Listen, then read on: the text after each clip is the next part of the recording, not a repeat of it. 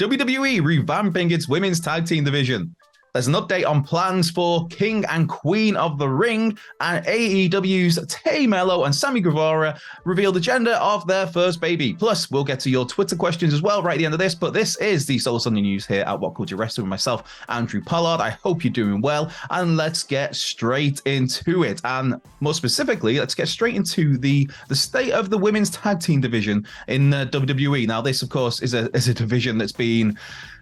I don't know. It's not been great since it was first launched, and now at the moment you've got the NXT women's tag team titles involved with the main roster women's tag team titles. We do have a unification match coming up with that, where it will be Ronda Rousey and Shayna Baszler versus Isla Dawn and Alba Fire.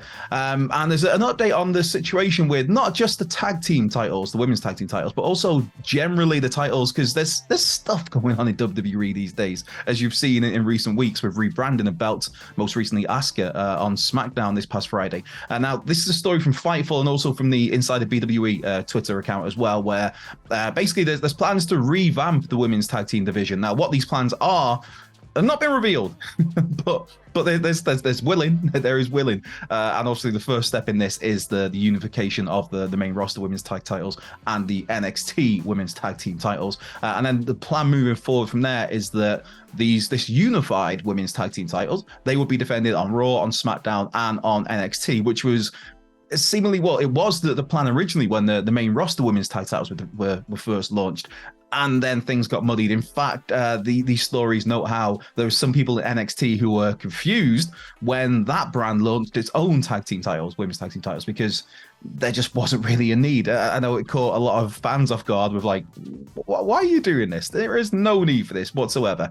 But yes, these unified tag titles will be defended across all three brands. But also one of the gripes with fans recently is that obviously Roman Reigns has had his championship rebranded, but he's got the one belt now, but it's still referred to as undisputed. So he's the undisputed WWE Universal. Is that the right way around? Or, yeah, undisputed WWE Universal Champion. But you're not undisputed because Raw's recently introduced its own world title, the World Heavyweight Championship, as held by Seth freaking Rollins. So that doesn't make sense because Roman's belt is not undisputed, because you're not undisputed if there's another world champion out there. And the same with Asuka's rebranding of the SmackDown. Easy to get confused when you're a SmackDown star holding a women's championship because you presume it'd be the SmackDown one. But no, it was the Raw Women's Championship that Asuka had, which has been rebranded as the Undisputed Women's Championship. Again, very confusing because undisputed means that you're the one. You're the one. There's no one else compared to you. There's no other titles on that level. But there is, because there's Rhea Ripley with the SmackDown Women's Championship over on Raw. So that means that Asuka is not undisputed because there's another champion out there. Again, these reports note that there's been some frustration with talent at the use of the term undisputed in these instances. And also, speaking of Rhea Ripley, it is expected, possibly as soon as tomorrow's Raw, that there will be something happening with her title, because you can only go for so long being the SmackDown Women's Champion if you're on Raw, and I'm glad that we're doing something with this, because otherwise it's just a little bit daft, really, isn't it? It's very daft, very, very daft. So expect big changes for Rhea Ripley's title. Like I said, maybe as soon as tomorrow. Now, one thing, well, looking at it here, we've got the King and the Queen of the Ring. I'm going into these stories with way too much caffeine in my system, so be nice in the comments. Hey, let us know how you're getting on your Sunday in the comments. Let us know what you think about the prospect of unifying the NXT Women's Tag Team titles with the main roster tag team titles. Comments, they're always good. But yeah, King and Queen of the Ring. This was an event that was originally booked in for May in Saudi Arabia. Of course, the event ended up being changed to becoming a Night of Champions, which was a really fun premium live event. It's a pay-per-view. Let's call them pay-per-views. It was a really fun pay-per-view. But yeah, the original plan was going to be a King of the Ring tournament and a Queen of the Ring tournament in the Kingdom of Saudi Arabia. Those plans were clearly scrapped, but that was the reports at the time, the rumors, the speculation were that WWE would be revisiting King and Queen of the Ring as a premium live event later in 2023. Now, in an update on this one again comes from Fightful. A WWE source has said there are no plans at present to do Queen and King of the Ring before the end of the year. So even though that was the plan, that is no longer the plan. But as a little caveat, this source also noted that the tournaments have been put in the back pocket of WWE to use later down the line, possibly on a Saudi Arabia show.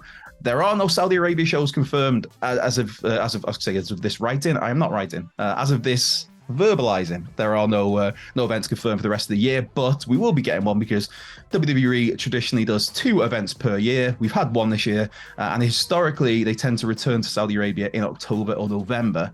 So I'd expect them to be returning in October or November, and it may well be that that's when we get Queen and King of the Ring.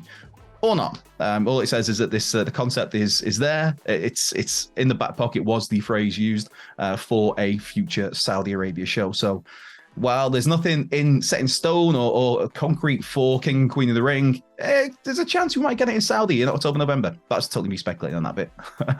But what is not speculation is the gender of Melo and Sammy Guevara's child. Now, of course, if you watched Double or Nothing last month, when Sammy made his entrance, as he does with his cue cards, the couple there revealed that they are expecting their first child.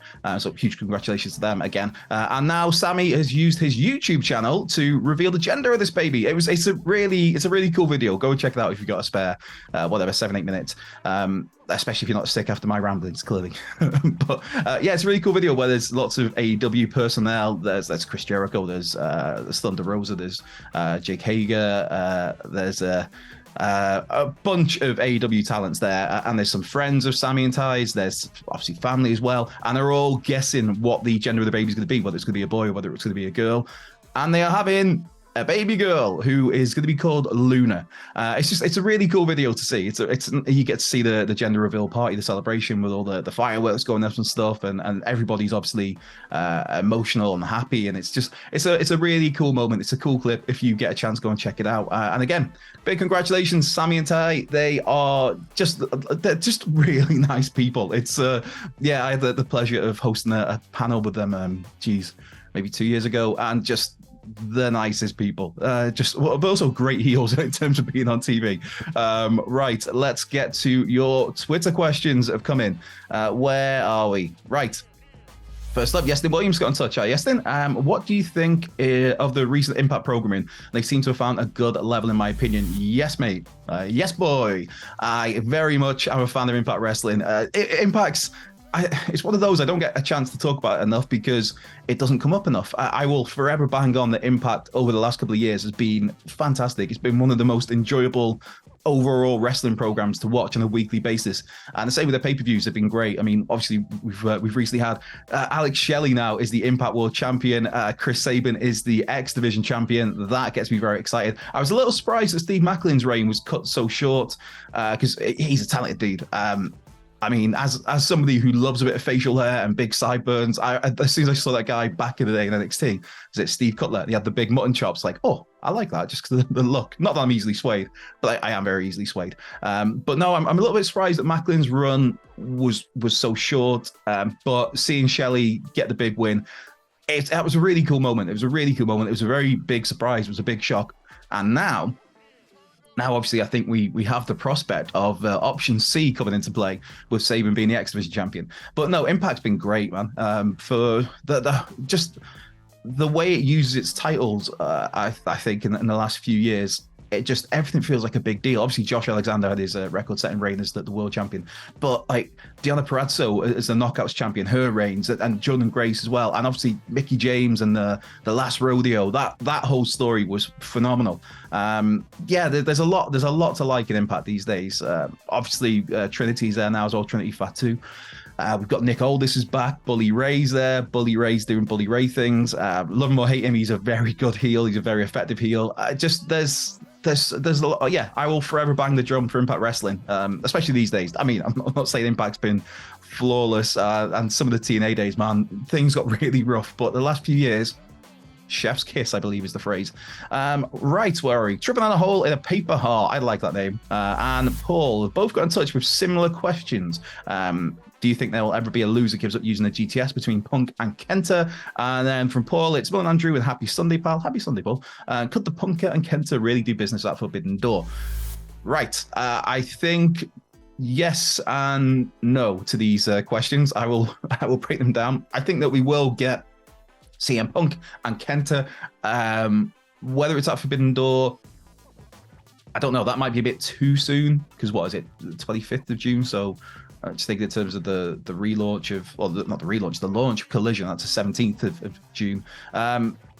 So it's, yeah, I don't know if we'll get it this Forbidden Door. I think we will at some point, whether it's a Forbidden Door, if it's just a general pay-per-view. I think we will get CM Punk versus Kenta. I know Kenta's talked about how he's up for fighting CM Punk as long as he gets paid well, and who knows what Punk's thinking. As for what Trip Down the Hole of the Paper Heart has put about, would there be a stipulation about the loser giving up the GTS? Of course, both men, that's their finishing move, their signature move, which Kent has been very vocal over the years about how CM Punk stole that from him, and he's not too keen on it. And then there was a spell for ages when NXT was so good, where they teased that Kenta was going to use the GTS, and he didn't. And then he eventually did. I'm sure it was on Tyler Breeze, I think, the first one he did, maybe.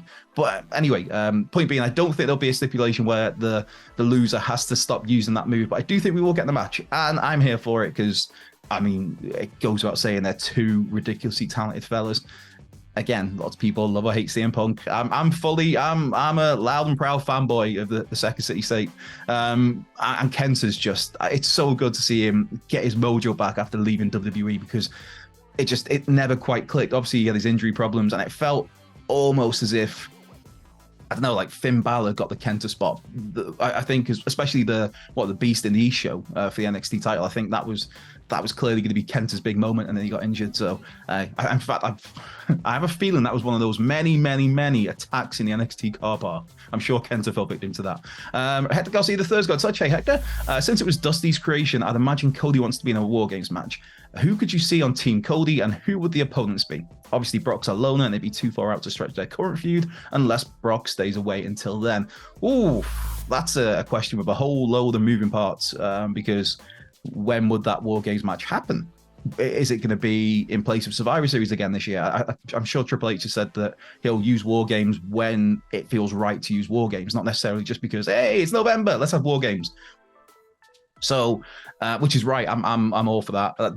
It was so frustrating when you get like the Hell in a Cell pay-per-views, and it's like, well, so and so is fighting so and so in Hell in a Cell because it's October. Like, no, Hell in a Cell should mean something. It should be that kind of the stamp on a rivalry, a proper heated personal rivalry. Which thankfully I think we're getting back to that. But yes, to War Games, it depends when it happens. That's it. It's impossible to say who would be in it. I mean, if it was to happen, say it was going to happen this Survivor Series. I mean, you'd imagine, just in terms of baby faces, you'd have Sammy and KO on Cody's team. You could maybe get Matt Riddle in there, and then I don't know. Hey, Brock Lesnar and Imperium. There we go. That would be a very fun team, and that's where you get the main roster debut of Ilya Dragunov, obviously joining Imperium, which those rumors are out there, but that kind of goes against everything. For anyone that's followed Ilya's career before WWE, it's like he's just had so many wars with Walter, with Imperium over the years, and obviously in NXT. But anyway, that's by the by. So that's my very loose answer there. But yeah, I'm sure Cody would absolutely love to be in a War Games match. Like you mentioned, it's a creation of Dusty Rhodes. Hyperbolic Pessimist has got in touch early for Sunday questions and a little deep, but do you see yourself as a face or heel in life? And do you view comments as the crowd or just as a community? Oof, let's get deep and meaningful on a Sunday morning. I'd like to babyface myself, brother. I'd like to see myself as a babyface in real life. I don't know, I guess shades of grey, because yeah, I don't know, we all have our good days and bad days, we all have our good times and bad times, we all have our, way thinking, oh, maybe I was a bit out of order with that. But yeah, for the most part, I'd like to think of myself as a babyface. I'm hugging babies, I'm kissing grannies, I'm high-fiving all around the place. That was a very weird high five. It's almost like a glove slap, baby glove slap. Yeah, I'm going with that. And do I view comments as the crowd or just as a community? Do you mean as in like I'm saying this like I'm in the conversation here, a two-way conversation, as in like the comments below, which again, get to there. Be nice. It's a Sunday. There's no need to be nasty. There we go. I to say words that probably get censored. In terms of, do I view those as the crowd or just the community? I'm not too sure what to make of that. I mean, we do see the comments. So again, be nice. And it's cool to see people interacting with each other in the comments. And again, on social media as well, it's cool to see people interacting and having a time and just enjoying pro wrestling and enjoying the small slice of the output that we put out as well. So yeah, the comments are cool. The community's cool. It's a nice place. It can be. People just need to chill out a little bit at times. Pro wrestling's great. Enjoy what you like. If you don't like something, don't moan about it.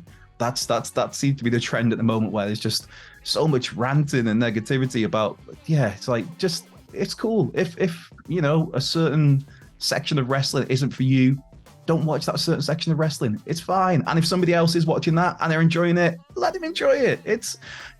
So hopefully that's an answer. MJF has got in touch. Will you be at Wembley for AEW? Are there any live shows planned? The last one in Newport was awesome.